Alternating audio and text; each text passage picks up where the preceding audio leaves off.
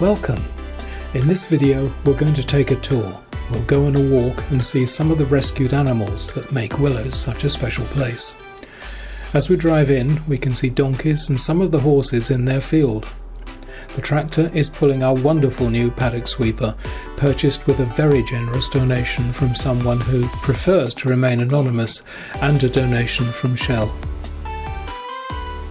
Willows supporters care enough about helping animals in distress to make their rescue and subsequent care a reality. Simply put, Willows exists because of you.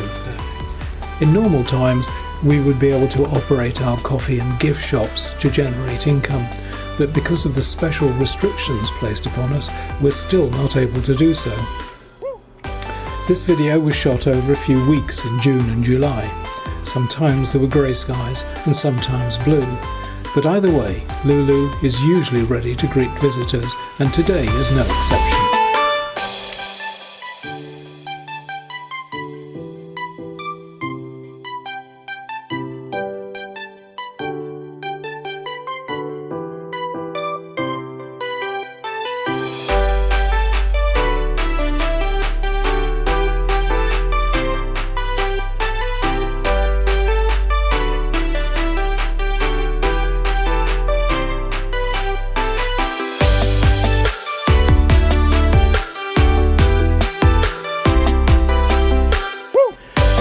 The Cat Hotel is home to about 65 cats who are completely free to roam over the 52 acres of the sanctuary.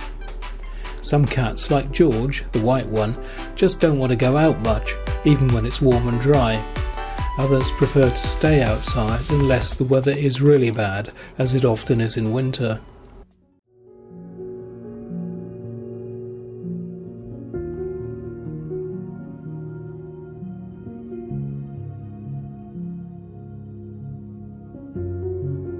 Primrose is one of those cats who enjoys being outside and will always come to say hello, but there are some cats we hardly see at all. They prefer to keep away from people. They may have been badly treated or are feral. We have provided a large space for the rabbits. They're not confined to the hutches, except when they need to be kept safe. The same is true for the guinea pigs, who have their own enclosure.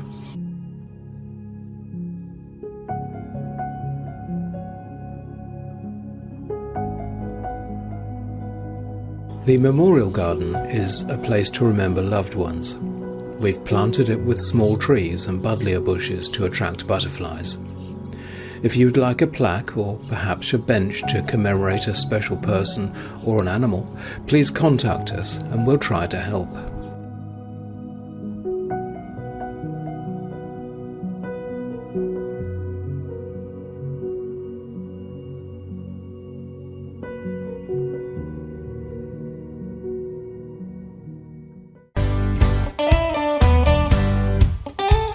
The Willows Wildlife Walk has much to offer our visitors, and I'll say more about it specifically as we proceed on the walk. But first we'll take a quick look at the pigs. Our pigs live in an established group with 2 acres to roam over and a home of choice which is always full of straw. A little way from the pigs are the goats and the llama.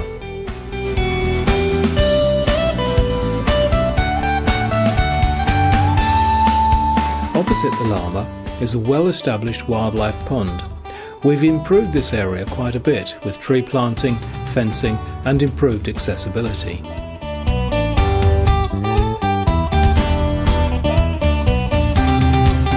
One of the reasons we created this walk was to give our visitors much better views of our rescued animals than was previously possible. This is particularly true of the sheep and the horses.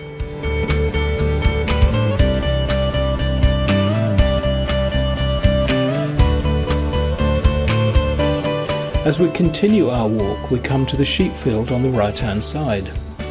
There is a sign that provides some information about sheep, one of quite a few new signs that we have installed around the sanctuary to help our younger visitors recognise and learn a little about the animals.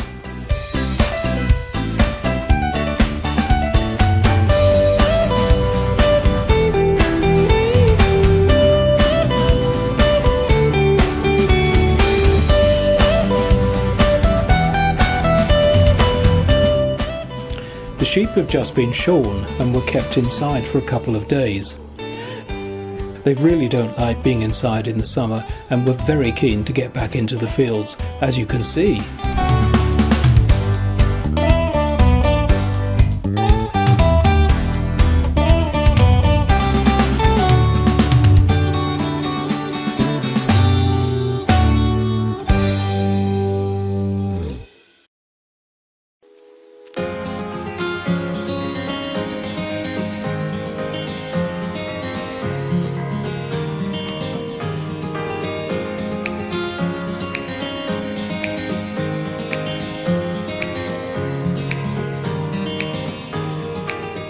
Angel has spotted me and comes running over to say hello. The area surrounding our newly constructed wildlife pond is very much Angel's territory, and she always comes over to see what's going on. There is still a lot of work to do, but we are slowly making progress. Already there is a lot of insect life as well as frogs and other amphibians in evidence. There are damselflies and their nymphs in the pond as well as tadpoles. We've made a special permanently wet area where we have planted plants that like boggy conditions.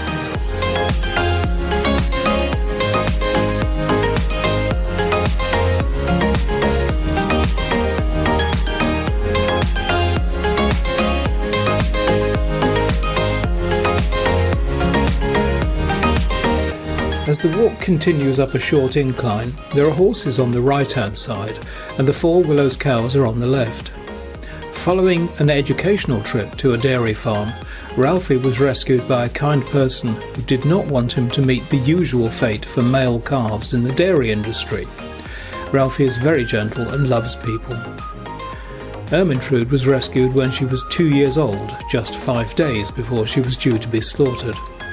She was rescued by a compassionate person who simply could not bear the idea of her bovine friend coming to such an end. I've described these 2 rescues in a few sentences, unintentionally making it sound easy, and it is important to understand just how difficult, stressful, and courageous it is to do something like this in the face of total indifference, ridicule, or even aggression. Of course, some of us are braver than others, but Willows exists for the whole of that loose community which cares about the usage of animals by humans. Willows is inclusive. We do not discriminate on the basis of your lifestyle or beliefs. You may have heroically rescued an animal from slaughter, or you might want to save a pet from euthanasia due to a change in family circumstances. You might be a vegan or an omnivore. It makes no difference. Willows is there for your peace of mind, just as much as it is for the animal. So far, we have been there for 22 years. It would be great if we could do our work without asking you for money. But we cannot. We are totally dependent on your input. The pandemic and the restrictions placed on us have made it much harder for us to make ends meet because we've not been able to welcome visitors and open our shops. Please, if you can, donate a few pounds every month via Go Cardless, which is absolutely risk-free. You can find out more about Go Cardless and our animal adoption scheme using the link below.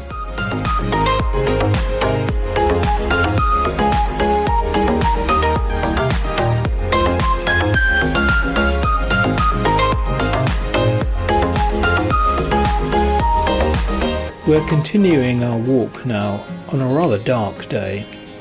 A second important reason for making the walk was to augment the existing therapeutic facility at Willows, that of animal-assisted therapy, which is operated in more normal times for vulnerable people.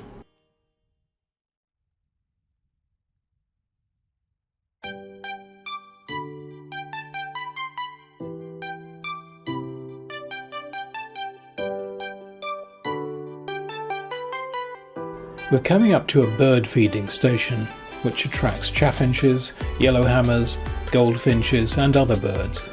It also attracts a badger who tries to break into the feed store.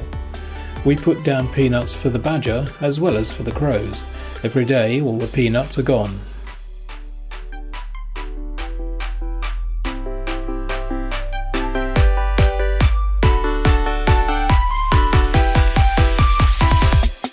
Yeah.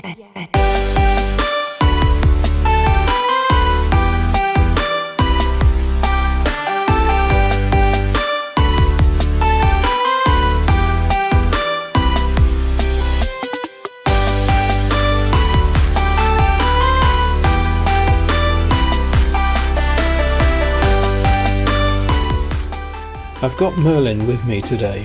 He's quite an old boy now, and he had one of his back legs amputated a few years ago, but he still gets along very well.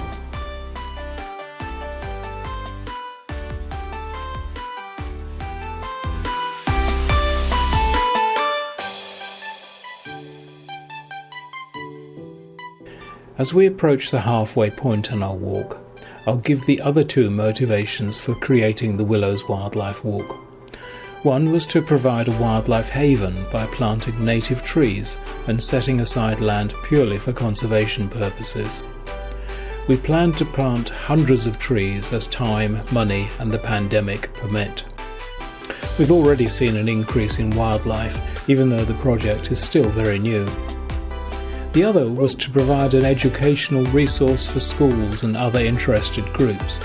Pond dipping, bird watching and wild plant spotting are excellent from an educational perspective. We also want to encourage local communities, volunteers and others to engage with wildlife and conservation. Yeah. Right now it looks as if it might rain, so let's hurry back to the car. In this video we haven't seen any of the routine hard work that keeps this place running.